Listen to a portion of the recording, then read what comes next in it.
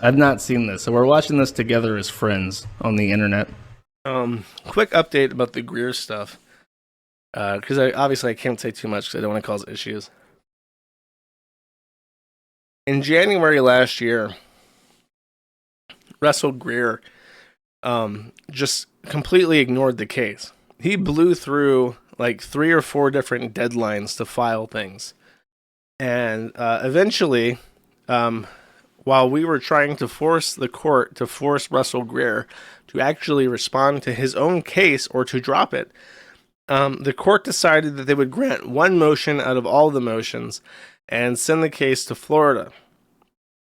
When Russell realized that his case had been moved out of Utah to Florida, he freaked out and he filed a motion to reconsider the thing that already happened, where he said, in his motion to reconsider the thing that had already happened, that he urgently needed the case back to Utah because he had a witness in Utah that was the linchpin to his entire operation. This was in May. This was a super important witness, and the case cannot proceed without him, and the case being moved to Florida was prejudicial to him for that reason. So the judge in Florida, not wanting to deal with the case, kicked it back to Utah, and the Utah magistrate agreed to accept the case again. Then, in October, he's finally once again ordered to give his initial disclosures for discovery, which would include all his witnesses. He never, to this day, has never disclosed any witnesses. But it occurred to us, for some reason, I can't remember what exactly it was, that Russell Greer had, I think he might have even had brought this up on his own.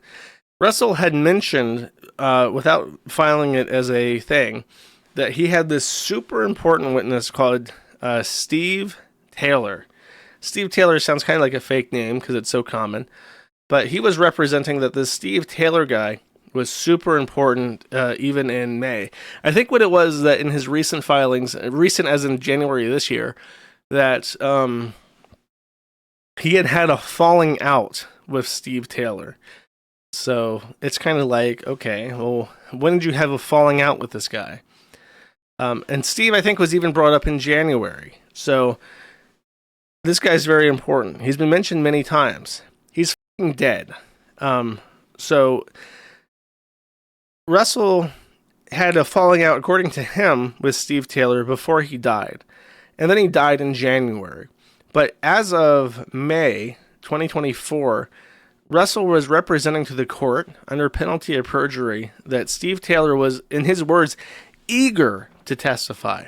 Eager to testify. And this was a guy with whom he had a falling out with and then had not heard from since at least January. But he was representing to the court that this guy was eager to testify. Then, there's a really specific thing that happened in January that brought this all up. But he again represented that Steve Taylor that they had falling out. So he's been lying to the court, not just in the recent filings, not just in May, but I have a sneaking suspicion that the reason why he stopped responding to the case at all in January is that his star witness had died. It was no longer responding to his text messages. So I feel like for the entire last year, the entire case was basically frozen in place because this guy died and Russell has no idea what to do now because the only person who's ever willing to back him up on anything he's ever said is dead. So that's how crazy, and I don't know what to expect from this. Like, this is, how do you lie to the courts for an entire year and get away with it? I guess we'll find out. No, Music Biz Barney is still alive because today is Friday, the 31st of January, and Music Biz Marty, I just checked today for it. I was like, I wonder if that Music Biz Marty guy is still alive.